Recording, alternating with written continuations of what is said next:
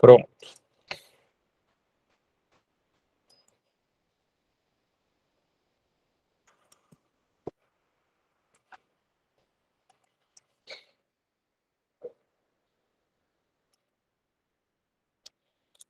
Então, bom dia a todos. A nossa aula de hoje vai ser sobre o uso racional de plasma fresco congelado e crioprecipitado.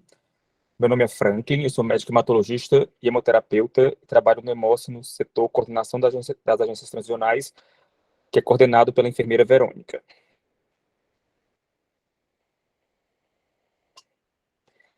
Lembrando, como visto nas aulas passadas, que o plasma fresco congelado é o terceiro hemocomponente mais utilizado, né? O primeiro é o concentrado de hemácia, seguido pelo concentrado de plaquetas, e depois é um plasma fresco congelado, e em menos situações é utilizado também o crioprecipitado.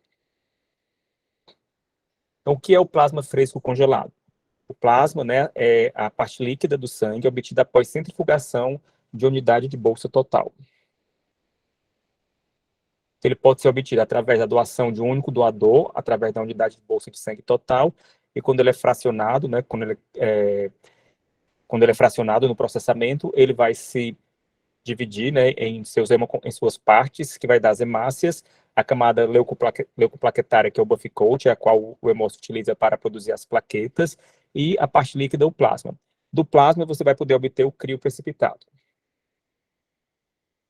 O plasma também pode ser obtido através da metodologia de aférese, onde o doador ele é, né, conectado, o doador ele é conectado a uma máquina, e dentro dessa máquina essa máquina vai conseguir separar, esse equipamento vai conseguir separar as partes do sangue, e você vai poder separar para os hemocomponentes, para as bolsas, a parte que você deseja coletar e infundir novamente no doador as partes que você não vai querer coletar para a doação. Esses componentes também são preparados dentro desse equipamento através de centrifugação. Então, nós temos aqui o exemplo de uma máquina de aférese, onde a grande maioria das vezes ela é utilizada para obtenção de plaquetas, que é o hemocomponente que nós temos mais dificuldade do manejo no seu estoque, para fornecer para os pacientes. Mas para o doador poder doar plasma, né, existem condições especiais que a portaria de consolidação número 5 do Ministério da Saúde, né, ela dá os seus requisitos. Então, não é sempre que a gente vai estar coletando plasma de doador, né? Geralmente a gente colhe por aférese. Geralmente a gente colhe plaquetas por aféreses, em algumas situações também hemácias, e plasmas em raras situações. Então, a portaria de consolidação número 5, ela regulamenta essa doação por aférese. Então, nós temos aqui alguns requisitos, né? Um deles que a doação de plasma por aférese, ela poderá ser feita em situações específicas, especiais, com o objetivo de suprir uma necessidade de determinados pacientes. Então, isso pode acontecer, acontece em algumas situações no hemócio.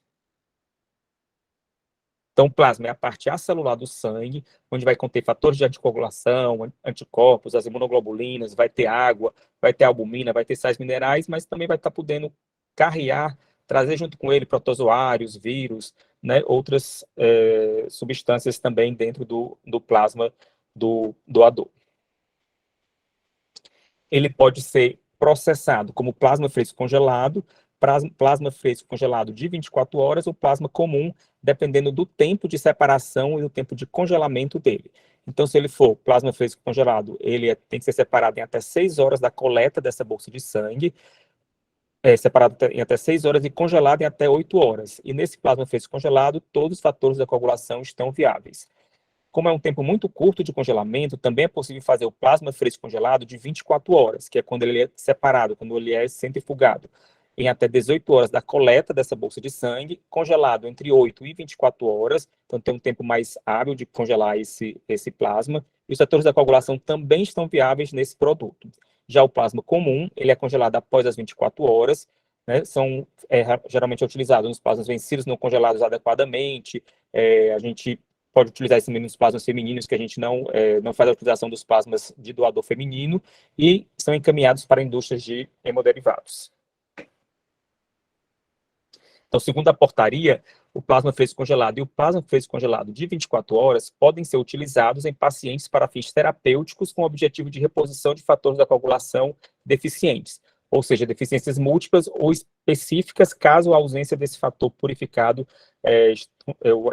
esse fator purificado não esteja disponível. O plasma, né, na indústria também pode ser utilizado para a produção de albumina, a produção de complexos como feiba, concentrado de fator 1, selante de fibrina, a imunoglobulina anti-D, né, as imunoglobulinas no geral também são produzidas a partir do plasma de doadores. Lembrar que o doador ele é sempre uma figura central na parte da hemoterapia. Quais são as características dessas bolsas produzidas de plasma fresco congelado? Então, né, vai vir na bolsa etiquetada com o nome, plasma fresco congelado, a tipagem sanguínea, né, a tipagem sanguínea, tanto a ABO como o RHD desse doador, né, o número de identificação, né, o Hemoce adota a metodologia do ISBT, né, da nomenclatura, que ela possa ser reconhecida em várias partes do mundo, e a validade que esse plasma, né, está sendo fornecido. A temperatura de armazenamento, porque dependendo dessa temperatura de armazenamento, a validade vai melhorar, vai ter um tempo ou não. Lembrando que a temperatura no ciclo do sangue, né, para quem trabalha com hemoterapia, com hemocomponentes, a temperatura é um componente importante para nós mantermos a qualidade desse hemocomponente. Ele vai ter um volume entre 200 a 250 ml, vai conter nele fatores hemostáticos, que é o principal objetivo da transfusão dele em nível hemostático, fatores da coagulação em nível hemostático. Uma curiosidade é que o INR da bolsa ela é em torno de 1,5, ela não é INR normal, né? E também pode ser produzido como plasma fresco congelado para o protocolo de transfusão maciça, que a gente utiliza aqui em alguns hospitais, entre eles o JF e o HGF. São hospitais que têm grandes números de traumas e que têm um protocolo de transfusão maciça bem atuante. Esses protocolos de transfusão maciça, esses plasmas são importantes porque a maioria dos nossos doadores vão ser do grupo ABO ou A, né?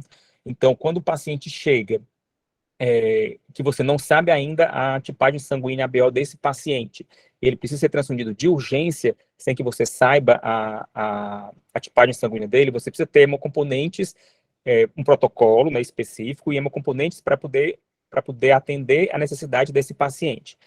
Estou lembrando que os plasmas eles vão ter antiglobulinas, o O vai ter anti-A, anti-B, o A vai ter anti-B, o B vai ter anti-A, né? E o AB é que não vai ter nem o anti-A nem anti-B.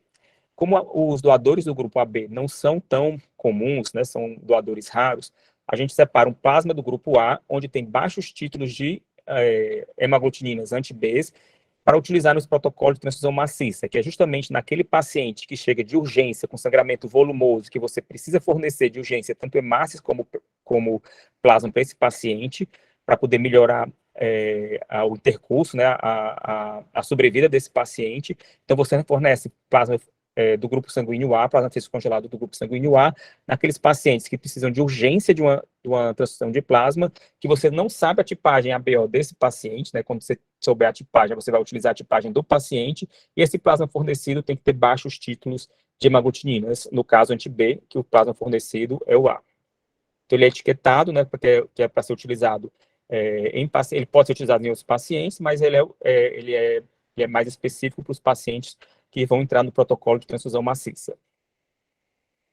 A validade dele depende da temperatura dos plasmas congelados, né, do plasma fresco congelado, depende da temperatura em que ele é armazenado. Se você conseguir manter a temperatura dele entre menos 20 e menos 30 graus Celsius, até 12 meses a validade dele do congelamento, ou 24 meses se você consegue mantê-lo a menos 30 graus Celsius. Então, aqui a validade, né, mostrada na bolsa, e a temperatura também de armazenamento que está sendo armazenada. Então, não adianta todo um processo, toda uma tecnologia para fazer a coleta, né, toda uma triagem para fazer a coleta desse doador, fazer um processamento adequado, todas as normas de segurança que os hemocentros, lembrar que o hemocentro, o Hemoce, ele esse ano foi acreditado pela Associação Americana de Bancos de Sangue, a ABB, né, junto com a BHH aqui do Brasil, certo? Então, não adianta todo um preparo dos hemocentros, do Hemoce, para fornecer esse plasma para as agências, se quando chega na parte final, se quando chega na parte do paciente, nós não temos o cuidado adequado com esses hemocomponentes. Então é importante a gente garantir que o equipamento de descongelamento seja limpo e mantido de acordo com os procedimentos operacionais padrão para o descongelamento desse plasma, né? Lembrar que ele vai para a agência congelado, quando ele é solicitado pelo médico, ele vai ser descongelado, certo? Que após o descongelamento, né, no momento da administração, o componente ele deve ser inspecionado, não só o plasma, mas todos, né? No caso do plasma, para garantir que nenhum precipitado seja visível, que a embalagem do componente não esteja intacta, né, que não esteja rompida essa embalagem. Lembrar que pelo fato do plasma estar congelado, né, você ter quebras nessa embalagem não é tão raro, né? Então isso deve ser inspecionado para que o paciente receba o produto de melhor qualidade possível. Devem ser usados métodos de descongelamento que não exponham diretamente o pacote de plasma à água para minimizar principalmente a contaminação bacteriana. Uma vez descongelado, ele pode ser armazenado entre 2 e 6 graus Celsius em uma conservadora de sangue, lembrando que essa conservadora tem que ter a temperatura controlada, por isso que a temperatura, né, ela é muito importante para manter a qualidade desses fatores da coagulação, para manter a qualidade do produto a ser ofertado para o paciente, né? E a infusão deve ser concluída dentro de 24 horas depois do descongelamento, quando ele está nessa conservadora. Quando ele sai dessa conservadora, a transfusão deve ser concluída dentro das 4 horas, como todos os hemocomponentes, né? Quando ele está fora de um ambiente de temperatura controlado. E lembrar que o início dessa infusão, ela deve ser feito até 30 minutos após a saída da conservadora. Isso de qualquer hemocomponente, né? Na verdade, as plaquetas, elas têm uma temperatura mais maleável, né? Diferente, mas do plasma, quando ele sai do ambiente controlado, quando a massa sai do ambiente controlado, ele deve ser iniciada a sua infusão em até 30 minutos após sair dessa conservadora.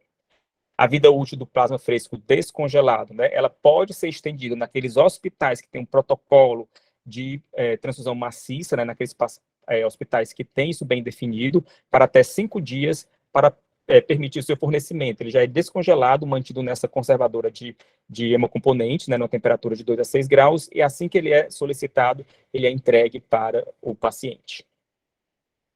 Mas é importante ter esse protocolo bem definido nos hospitais, e a gente tem tentado incentivar que as agências transfusionais discutam e façam seus protocolos. Aquelas agências que têm centro cirúrgico, que têm emergência, que têm obstetrícia, elas têm a possibilidade de poderem precisar de transfusão maciça, né, do paciente tem um sangramento maciço, um sangramento volumoso, e é importante que essas agências, mesmo que não seja uma coisa constante de acontecer, realizarem seus protocolos de transfusão maciça e a sua viabilidade.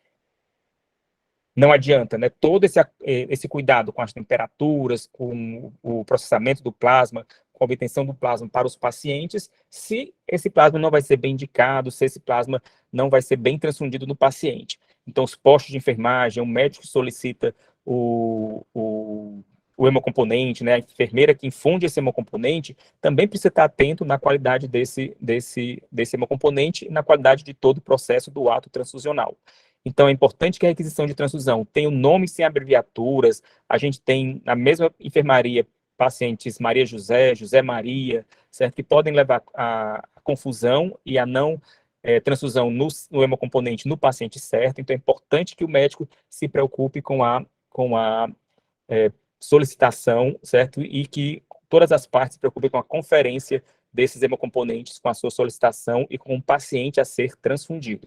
Então, nome sem abreviatura, nome da mãe sem abreviaturas, data do nascimento, resultado de exames que indiquem a necessidade do hemocomponente, no caso do plasma e do crio, né, o TP, o INR, o TTPA, o diagnóstico e indicação, em algumas situações não é o exame que vai orientar a transfusão, e sim a situação clínica do paciente, e o número de unidades ou volume, no caso do plasma fresco congelado ou crio a ser infundido. Então, no plasma fresco congelado, né, o que mais importante tem é a história das indicações, dos fatores de coagulação, certo? A indicação principal dele é a reposição desses fatores em sangramento ativo, e lembrar sempre para a gente pensar nessa reposição de que nível de que quantidade de plasma eu preciso para fazer uma dose adequada e não uma subdose e não uma dose fracionada. As principais indicações é de prevenir sangramento na profilaxia, na presença de coagulopatias e de situações de risco para sangramentos. As transfusões profiláticas, elas são utilizadas principalmente antes de cirurgias ou procedimentos invasivos naqueles pacientes que têm coagulopatias previamente, né, conhecidas. Né, parar o sangramento, que é no caso das transfusões terapêuticas, principalmente, né, a literatura médica, ela traz essa indicação principalmente naqueles pacientes que estão com sangramento volumoso, naqueles pacientes que têm protocolo de transfusão maciça. E na troca de plasma nos procedimentos de plasmaférese. as indicações possíveis em pacientes sem sangramento maior, sem sangramento volumoso, elas não são fundamentadas por dados em ensaios robustos. Então, a avaliação dos ensaios clínicos, dos trabalhos científicos, avaliando a utilização de plasma, né, na literatura médica, né, a grande maioria desses trabalhos, elas não trazem um benefício na utilização de plasma, a não ser em situações específicas, como na plasmaférese, no tratamento de pacientes com sangramento volumoso nos protocolos de transfusão maciça, né? Então, mesmo nas cirurgias cardíacas, não tem grandes trabalhos, nas doenças hepáticas, no uso de varfarina.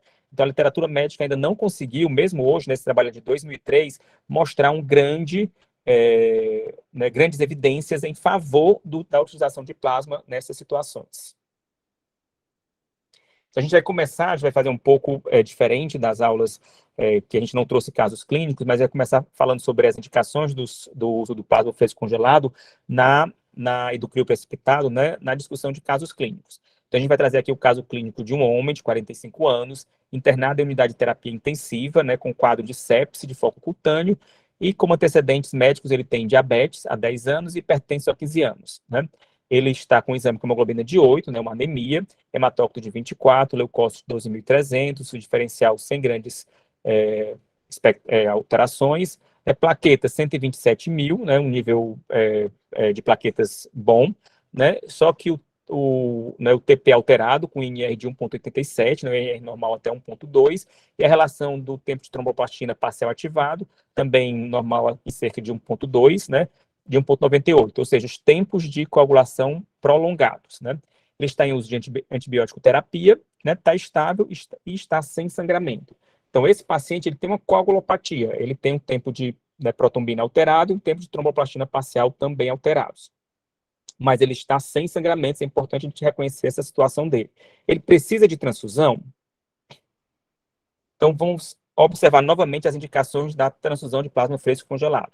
Então, pacientes sem sangramentos e com alteração no coagulograma, com alteração nos tempos de coagulação, a profilaxia de sangramento, não há evidência clínica nenhuma na literatura que suporte que aquele paciente sem sangramento vá precisar de repor plasma fresco congelado apenas para corrigir esses tempos da coagulação. Então, se ele não estiver sangrando, se ele não fosse submetido a um procedimento cirúrgico, um procedimento invasivo, você não deve pensar na transfusão de plasma apenas para repor, para melhorar esse laboratório, esses tempos de coagulação desse paciente.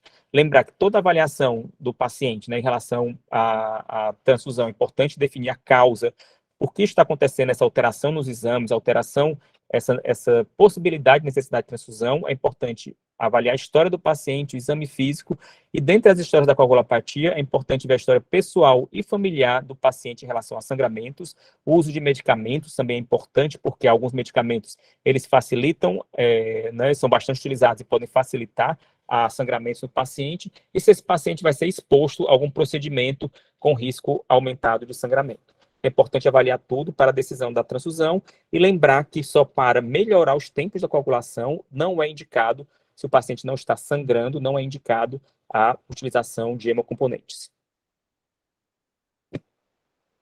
Então, nesse caso, não é para transfundir se o paciente estiver, no caso anterior, né, se o paciente não tiver sangramento, não estiver sendo submetido, não é para ser transfundido. Vamos acrescentar um pouco mais de situação de especificidade a esse paciente. Então, é o mesmo paciente, está estável sem sangramento, mas necessita de um acesso central para receber suas medicações. Ele necessita de um acesso venoso central, ele vai ser puncionado, está sendo submetido a um risco de sangramento aumentado pelo procedimento cirúrgico.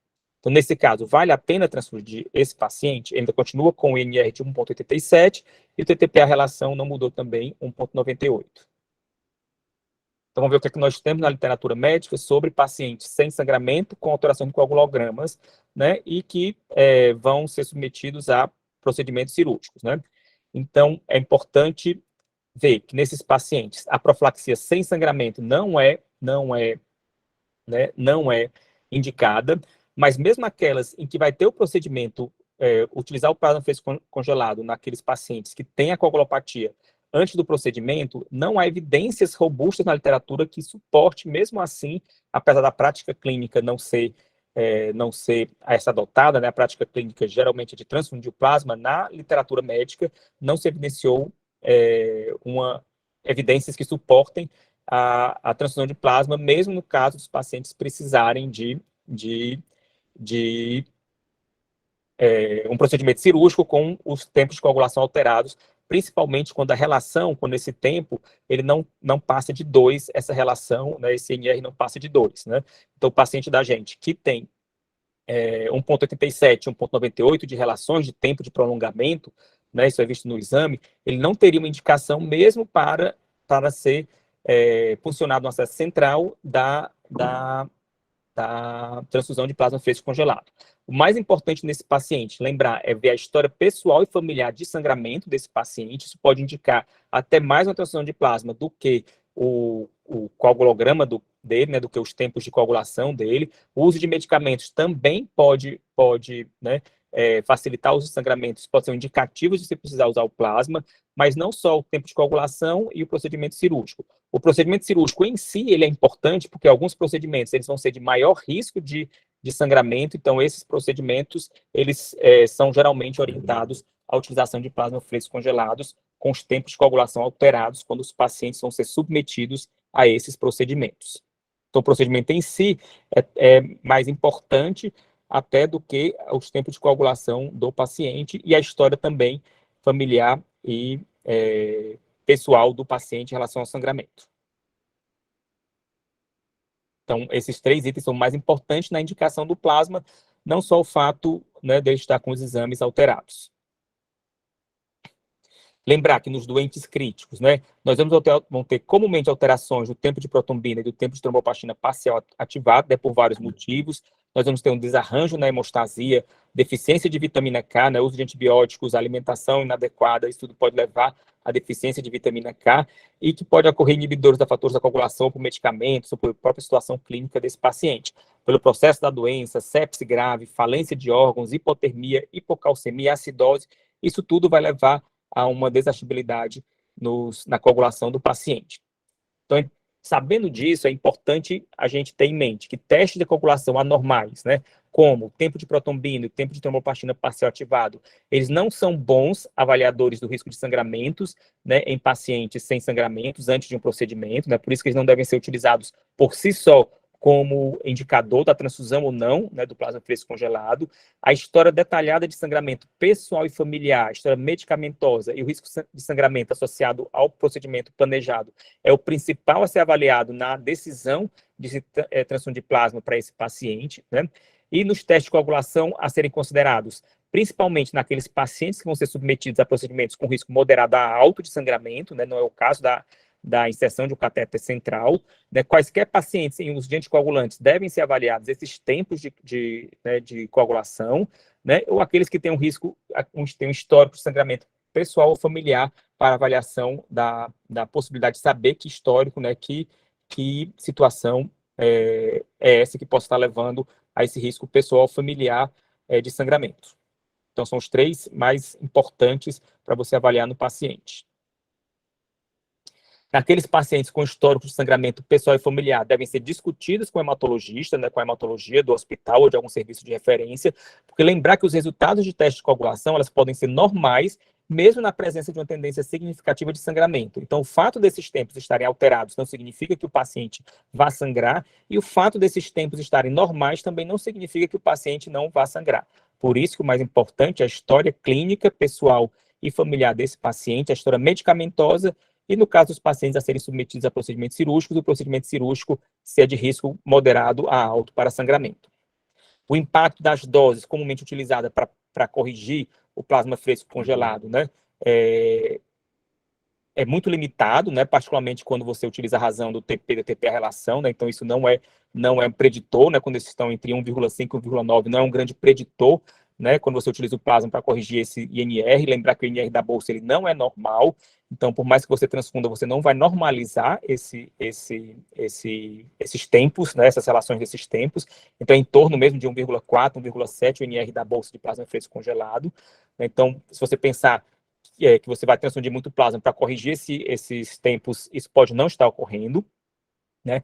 Não há evidência na literatura médica para apoiar o uso profilático de plasma fresco congelado em pacientes sem sangramentos, né, com teste de coagulações anormais pré-procedimentos. Mas, mesmo assim, a orientação é que quando esse NR esteja acima de 2 e que o paciente esteja submetido a um procedimento alto a moderado de sangramento, você transfunda plasma fresco congelado, mesmo sem evidências robustas, né? Cada vez mais se aparecem trabalhos na literatura, né? Hoje em dia já se avalia INR de 2,5 para poder realizar procedimentos cirúrgicos em determinadas situações, mas nós não temos, infelizmente, ainda grandes trabalhos com evidências para o uso do plasma fresco congelado.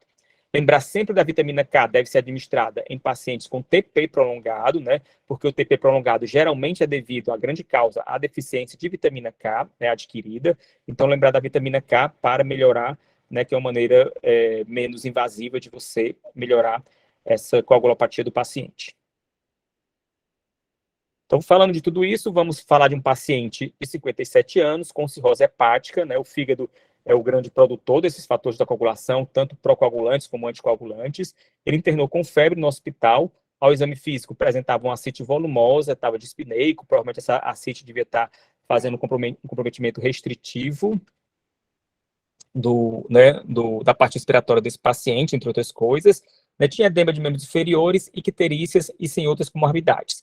No exame laboratorial, o que é de importante é que ele tinha o tempo de coagulação já com INR um pouco mais prolongado, 2,1, e a relação também do tempo de tromboplastina ativada, parcial ativada, em 2, né, em relação ao normal. E foi indicada uma paracentese para esse paciente. Então, esse paciente ele vai ser invadido, vai ser feita essa punção, essa paracentese no abdômen do paciente, ele vai precisar de transfusão. Então, em relação ao paciente aqui, ele tem uma condição a mais, ele é hepatopato, né? Ele tem uma cirrose hepática.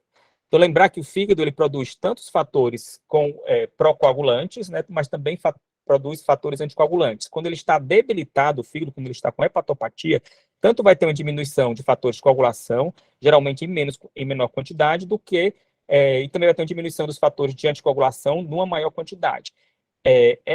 Esse balanço desse paciente hepatopata, ele é bem complexo em relação à coagulopatia e, no geral, eles trazem um menor risco de sangramento do que aqueles pacientes que não têm hepatopatia, por conta que o fígado ele tem tanta produção de fatores procoagulantes como fatores anticoagulantes endógenos, e o que diminui mais é a parte dos anticoagulantes endógenos. Então, nesse caso, se for fazer só a paracentese, não é indicada a transfusão sanguínea.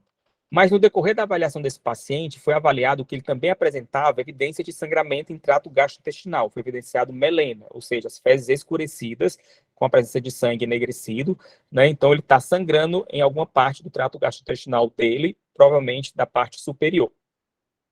Precisa de transfusão, então, agora nessa situação?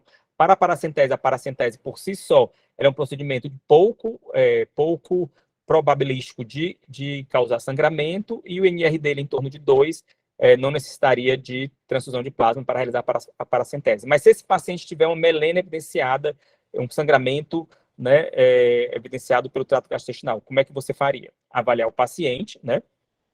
Lembrar que a melena, ela geralmente ela é decorrente de varizes, né, e hemorragia digestiva alta, decorrente de sangramento em trato gastrointestinal superior, né, que pode ser uma consequência, esse sangramento, não da coagulopatia do paciente, né, porque a coagulopatia do paciente hepático ela é mais complexa, ele tem um balanço para manter a sua coagulopatia estável, certo?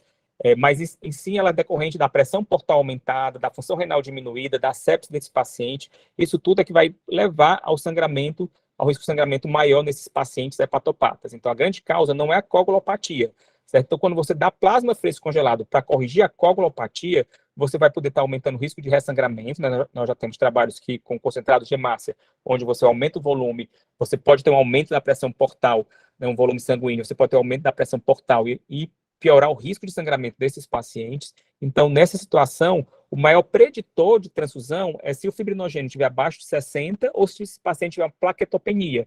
Então, uma plaquetopenia importante, né, abaixo de 50, abaixo de 30 mil. Então, essas situações é que devem levar a uma transfusão, e não de plasma, mas sim de crio precipitado para repor fibrinogênio, de concentrado de plaquetas, no caso das plaquetas estiverem abaixo de 30 mil. São maiores preditores de sangramento do que a coagulopatia em si, os tempos de coagulação desse paciente que vão estar alterados, esses tempos, né? Então, nessa situação, não deve ser indicada a transfusão de plasma fresco congelado se o paciente estiver estável, não estiver com sangramento maciço, que aí o plasma no uso do sangramento maciço, ele já é bem documentado e deve ser realizado junto com o concentrado de hemácia.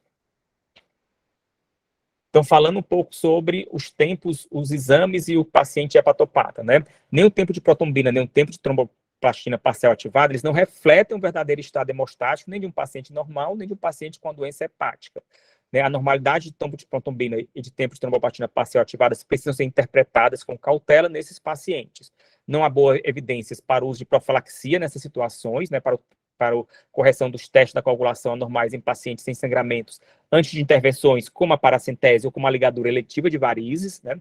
A recomendação das sociedades americanas de fígado, né, para o sangramento de fígado, a transfusão profilática de plasma fresco congelado ou crioprecipitados não devem ser administradas em procedimentos de baixo risco de sangramento, como a paracentese ou a ligadura eletiva de varizes. Não há boas evidências também na literatura que sustentem o papel do plasma fresco congelado profilático na redução do risco de sangramento, né? Na biópsia hepática percutânea, você pode tentar utilizar procedimentos alternativos com menor risco de sangramento, como, por exemplo, a biópsia transjugular. A biópsia hepática transjugular deve ser considerada. Então, se você sempre priorizar métodos menos invasivos, com menos risco de sangramento, do que a transfusão sanguínea. Então, as indicações do plasma, sangramentos secundários da distúrbio da coagulopatias com TP, né, o TTP alargados, né, prolongados, principalmente acima de 1,9, hoje eles estão falando acima de 2, para você transfundir nesses pacientes com sangramentos. Lembrar de sempre pesquisar a causa do sangramento e outros métodos para poder parar esse sangramento, não só a coagulopatia que pode estar causando, ela pode nem estar sendo o maior fator preditor desse sangramento, ou facilitador desse sangramento. Naqueles pacientes que têm transfusão, que estão no protocolo de transfusão maciça, que estão sangrando volumosamente, aí você tem uma indicação formal da literatura médica para transfundir plasma, né, junto nesses protocolos. Vamos ter uma aula posteriormente sobre protocolo de transfusão maciça e protocolo de urgência com a doutora Luciana Carlos, né? No tratamento, com a plasmaférese de algumas situações, como a púrpura trombocitopênica trombótica e a CHU, né, a síndrome hemolítica urêmica. No edema generótico, a indicação dele está sendo mais deixada de lado, porque você já tem fatores específicos, você já tem, né, substâncias específicas que possam estar corrigindo esse déficit de C1 esterase. Mas quando você não tem a possibilidade dessas medicações, você deve utilizar o plasma fresco para o edema generótico recidivante, que é quando o paciente tem esse déficit dessa enzima no seu plasma. Contraindicações que, infelizmente, a gente ainda visualiza no dia a dia da nossa prática de hemoterapia. Então, você não deve utilizar o plasma no sangramento sem coagulopatias, né, ou coagulopatia sem sangramento, né, você deve investigar a causa desse sangramento, ou você deve investigar a causa dessa coagulopatia, mas se tiver sangramento e não tiver uma coagulopatia, você não deve utilizar o plasma, a não ser, como já foi dito anteriormente, naqueles pacientes com sangramento maciço, aí faz parte do protocolo de transfusão maciça, e se o paciente tiver só coagulopatia, isso é muito importante, se tiver só alteração nesses tempos de sangramento, né, você não deve utilizar profilaticamente plasma se esse paciente não estiver sangrando de moderado a volumoso. Nas imunodeficiências também não é mais utilizado o plasma, na hipoalbuminemia não é mais utilizado o plasma, no expansor volêmico, nem como tratamento da desnutrição, que antigamente a gente ainda visualizava essas situações. Então, são todas contraindicações de você utilizar o plasma fresco congelado. Então, seguindo nossos casos clínicos, nós temos uma mulher de 64 anos em uso de varfarina há 3 anos, um anticoagulante, né, por conta de fibrilação atrial, né, deu entrada, então ela tem um risco aumentado de sangramento, ela deu entrada na emergência com sangramento do sistema nervoso central. Estava com hemoglobina de 10, né, e o NR estava incoagulável, ou seja, o tempo estava tão prolongado que o aparelho não conseguiu calcular o seu tempo de protombina por conta do uso da varfarina. Então, nessa situação, o paciente está sangrando em um sítio importante, que é o sistema nervoso central, e está com o NR coagulado e tem um motivo, você sabe, a varfarina, né? Esse paciente precisa de transfusão, né? A recomendação atual é que, caso você tenha disponibilidade para reverter o uso urgente da varfarina, lembrar que isso aqui é uma situação urgente, né? Ela está sangrando no sistema nervoso central, a recomendação é que você utilize o complexo protombínico. Como nós sabemos que no Brasil a disponibilidade de complexo protombínico não é tão tão viável, principalmente a nível do Sistema Único de Saúde. Então, na sua indisponibilidade, utilizar o plasma fresco congelado nessa situação, porque é uma situação de urgência e que você tem, né, um déficit da coagulação importante e um sangramento importante. Então, ela vai precisar utilizar plasma. A gente não tinha a disponibilidade do complexo protombídico para essa paciente, né, ela vai precisar utilizar o plasma. Como é que a gente vai prescrever o plasma fresco congelado? O médico tinha solicitado, que é uma solicitação bastante comum, né, 2 plasmas frescos a cada 8 horas. Isso vai estar efetivo, será efetivo para o paciente? Então, é importante saber que plasma de horário de 6 em 6, de 8 em 8, 12 em 12, geralmente significa fracionamento de dose inadequada, ou seja, esse plasma não vai estar sendo efetivo para melhorar o sangramento dessa paciente. Então, como é que você deve administrar a dose do plasma fresco congelado? Deve ter uma dose de ataque entre 10 a 20 ml, alguns protocolos sugerem já 15 ml por quilo, né, que vai aumentar cerca de 20 a 30% do nível de fatores de coagulação, que esse aumento, já por si só, já vai ter uma efetividade hemostática naquele paciente. Se você precisar, se o paciente continuar sangrando, continuar em situação de risco, né, de sangramento, né, com sangramento volumoso, você deve mensurar, né, os tempos de coagulação desse paciente para decidir por uma nova transfusão ou não do plasma, de plasma para esse paciente. Lembrar que alguns fatores, se você tiver uma deficiência conhecida, né, se alguns fatores eles têm uma meia-vida diferente entre eles, certo? Então é importante considerar a meia-vida de fator para definir intervalos entre as doses, né? Então o fator 5, por exemplo, tem 36 horas de efetividade, você não precisa transfundir de meia-vida, você não precisa transfundir antes disso. O fator 11 tem de 40 a 70 horas. Então, dependendo do fator, se for um fator conhecido de deficiência desse paciente, você deve avaliar para saber quando é que vai ser a próxima transfusão, além de avaliar o paciente para saber se ele precisa da próxima transfusão quando você for indicar a próxima transfusão. Descongelado, lembrar de usar em até 24 horas, se mantido entre 2 e 6 graus, né? E quando for para o paciente, tem que usar até em 4 horas. Lembrar que 30 minutos depois que ele sai da conservadora, ele tem que iniciar a infusão, senão ele vai ser descartado, ele não vai estar sendo adequado para a sua transfusão. E não pode haver recongelamento. Então, a mulher, uso de varfarina, pesava 70 quilos, né? E estava fazendo uma subdose de plasma, que era 2 plasmas frescos a cada 8 horas, certo? Como é que você calcula a dose? A dose seria no mínimo de 700, ela para 70 quilos, e no máximo 2.000 ml, para você fazer uma dose de ataque e depois reavaliar esse paciente. Como é um grande volume a ser dado para o paciente, lembrar das proteínas que tem nesse plasma, não só dos fatores de coagulação, das imunoglobulinas, da albumina, então você tem que ter muito cuidado com pacientes, com o volume desses pacientes. O plasma ele não é isento de riscos, né? Todo hemocomponente ele tem o seu risco intrínseco de poder causar uma reação transfusional. Lembrar que ele pode ser, apesar de raro isso, levar parasitas, vírus, certo?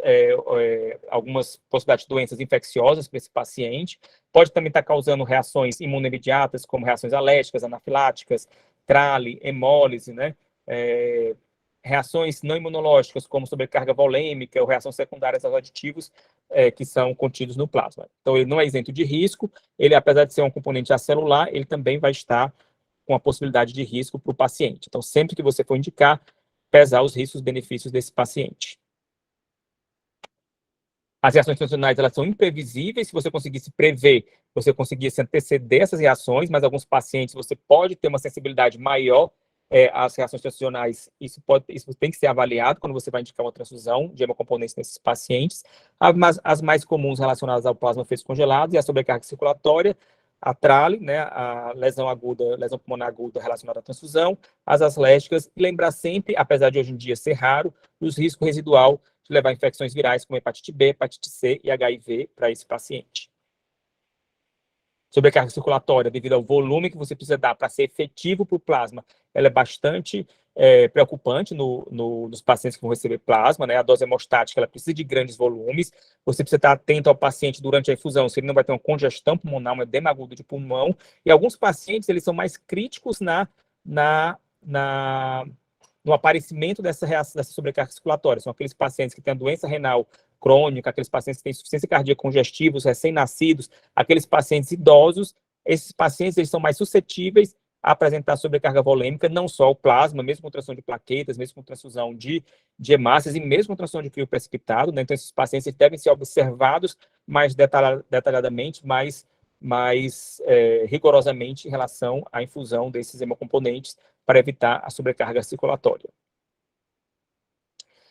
Então, as transfusões de plasma, elas devem ser ABO compatíveis, a compatibilidade dela é ao contrário das hemácias, não necessariamente devem ser idênticos, certo? O sistema RH, ele não deve ser considerado. Então, a gente hoje em dia ainda vê o pessoal pedindo plasma A negativo, A positivo, mas você não precisa colocar o RH dela, não precisa ser considerada na transfusão do paciente. Então, o doador, ele só vai poder doar para o O, né? Ele é o contrário da compatibilidade das hemácias. O doador A vai poder doar para o A e para o O. O doador B vai poder doar para o paciente B e para o paciente O. O doador AB vai poder, de plasma, vai poder doar para os outros grupos sanguíneos todos. Infelizmente, o doador AB, ele para plasma, né? Ele não é um doador fácil de se encontrar, né? Não tem em grande quantidade na população em geral o grupo sanguíneo AB. O grande grupo sanguíneo é o A e o O. Então, tanto o plasma fresco congelado como o crio precipitado, que nós vamos falar depois, tem uma diminuta quantidade dos estromas eritrocitários, né? Então, já foi visto, né, em vários estudos que o risco de aluminação é inexistente, por isso que não deve ser considerado o fator RHD nesses pacientes, na transfusão de plasma, e sim o sistema, só o grupo sanguíneo ABO. Agora vamos falar de crio precipitado, que as indicações são bem mais limitadas, né? Então, uma parte mais curta da aula. Então, o que é o crio precipitado? É a fração insolúvel do plasma, né? Quando é submetida à centrifugação a frio, né? Então, você perde o valor do plasma para poder conseguir o crio. Então, você tem um plasma fresco, né, congelado, né?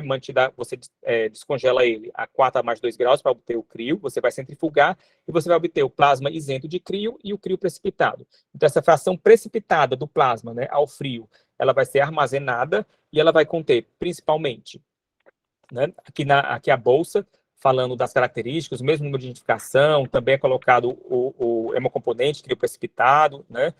O fator RH, vai colocar o RH dele também, né, se é positivo ou negativo, mas não é importante na transfusão nem do crio nem do plasma, né? E a validade do hemocomponente. Lembrar que a validade, ela vai depender da temperatura em que é armazenada, certo? Então a temperatura tem que estar descrita na bolsa.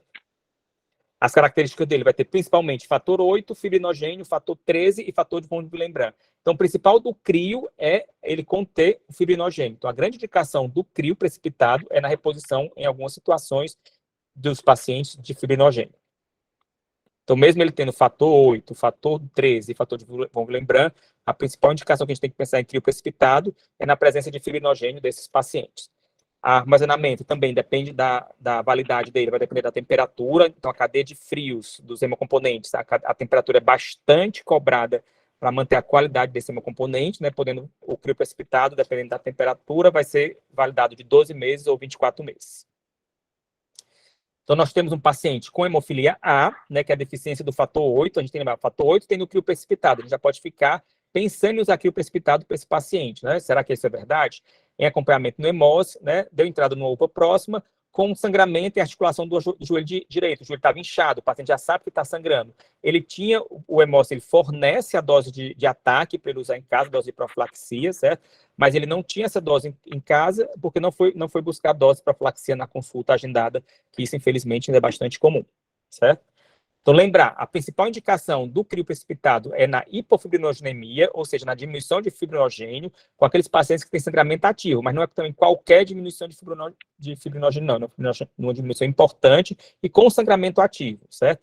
Na deficiência sabida, né, conhecida de fator 13, naqueles pacientes que já estão em sangramento com essa deficiência, ou vão ser submetidos a procedimentos invasivos com essa deficiência, e você não tem a disponibilidade do fator 13 que você possa utilizar nesse paciente. Se você tiver essa disponibilidade, você deve utilizar o fator 13, né?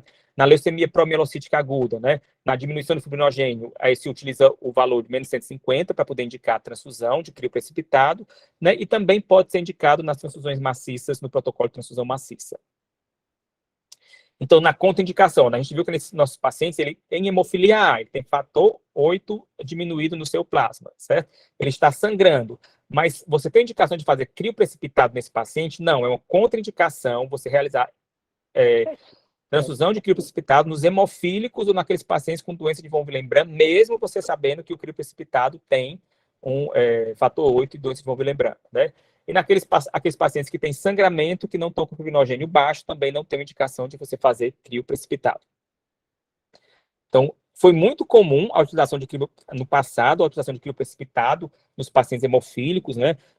Mas com a possibilidade, né, com a distribuição pelo Ministério da Saúde dos fatores dos hemoderivados, né, do fator 8, do fator de von Willebrand, para a transfusão desses pacientes, para a infusão desses pacientes, então, já em 2002, a RDC número 23, né, já proíbe a utilização do crio precipitado como tratamento de reposição em pacientes com hemofilia ou doença de von Willebrand, exceto em raríssimos casos, quando você tem uma situação grave e a inexistência desses concentrados a seu dispor. Então, quando o paciente estiver em risco de vida, em perder, né, risco de morrer, né, risco de morte esse paciente, e você não tiver aquela disposição do fator, que não é para acontecer isso, aí você pode, excepcionalmente, raramente, utilizar o crio precipitado.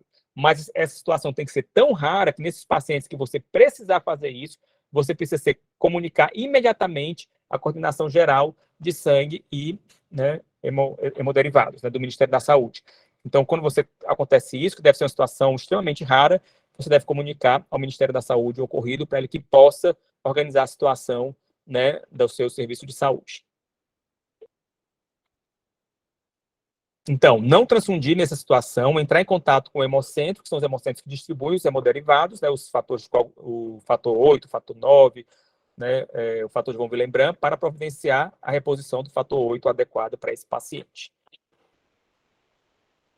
Então, o fibrinogênio na pessoa normal, o nível hemostático, é em torno de 100 mg por ml, na gestante é um pouco maior, 200 mg por ml, por decilitro, e na leucemia promielocítica, 150 mg por decilitro. Então, não transfundir o crio precipitado sem uma dosagem de fibrinogênio, porque se ele tiver uma dosagem normal, você não vai precisar transfundir crio precipitado no paciente, mesmo que esteja sangrando, você tem que investigar a causa desse sangramento desse paciente.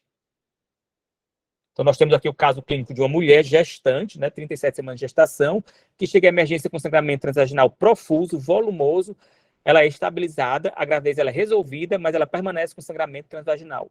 Foi transfundida no protocolo de transfusão maciça concentrado de hemácia, plasma fresco congelado, em grandes quantidades. Ela foi alocada no protocolo de transfusão maciça, então ela teve um sangramento importante, isso é importante a gente ter em mente. Foi colhido exames de sangue e a amostra de fibrinogênio foi 70. Lembrar que mulher gestante, a dosagem, né, o nível hemostático do fibrinogênio é de 200 mg por ml, certo? Então, ela está com hipofibrinogênemia. Então, nesse caso, vale a pena transfundir crio precipitado para essa paciente. Você pode, se não for um sangramento volumoso, um sangramento importante, que não é o caso da paciente, você pode utilizar com fibrinogênio baixo, você pode utilizar um cálculo fácil, que é a unidade a cada 7 quilos, unidade de crio precipitado a cada 7 quilos para melhorar o sangramento desse paciente, certo? Mas se for um sangramento volumoso, como o caso da paciente, você precisa adequar, fazer o cálculo dessa dose de crio precipitado, e para isso você usa o volume sanguíneo, você usa o peso do paciente, né? E você utiliza uma fórmula, né? Para calcular essa dosagem de fibrinogênio que você precisa ser reposta com o crio precipitado, certo? Então, ela vai precisar de transfusão. O cálculo é um cálculo não tão fácil, mas ele tem a fórmula na internet para ser utilizado. Utiliza o volume sanguíneo, o volume plasmático, o fibrinogênio que você quer chegar, a dose de fibrinogênio que você quer chegar, certo? Então, nessa paciente, você precisaria fazer pelo menos 17 bolsas de crio precipitado para manter o nível hemostático do fibrinogênio, né? Lembrar que é importante continuar investigando outras causas de sangramento nessa paciente e fazer outras intervenções que não sejam só a transfusão sanguínea.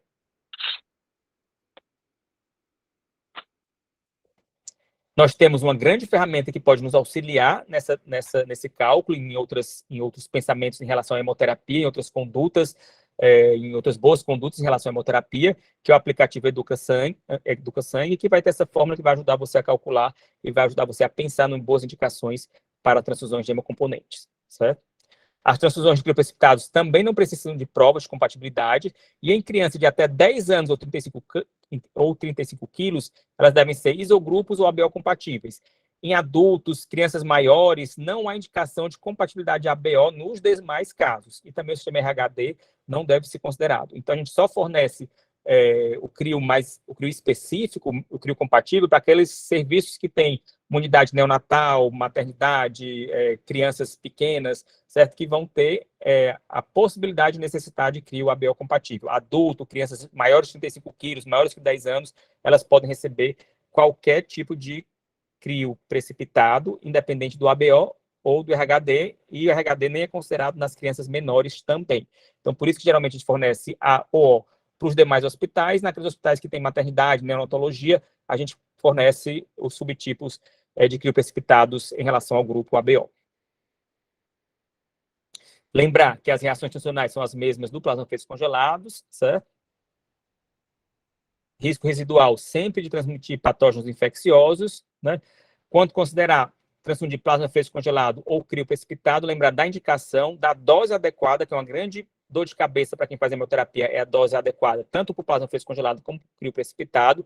O preenchimento da RT, ela reflete a segurança transfusional, né? A transfusão de sangue ela é irreversível, quando se transfunde sangue pela primeira vez ou na subsequência do paciente, ele vai estar marcado que ele recebeu imunobiológico o resto da vida dele, certo? Então ele pode ter consequências por conta dessa transfusão sanguínea e vai ter que ter hemovigilância para o resto da vida desse paciente. Queria agradecer a doutora Fabiana Aguiar, que agora é hematologista hemoterapeuta do HGF, e a enfermeira Násia do IJF, que me ajuda. A doutora Fabiana, ela cedeu gentilmente os slides, a maioria dos slides, e a enfermeira Násia, que me deu uma explicação muito boa sobre como é utilizado o plasma para o programa de transformação maciça no IJF. Feliz é aquele que transfere o que sabe e aprende o que ensina. Então, gostaria de abrir para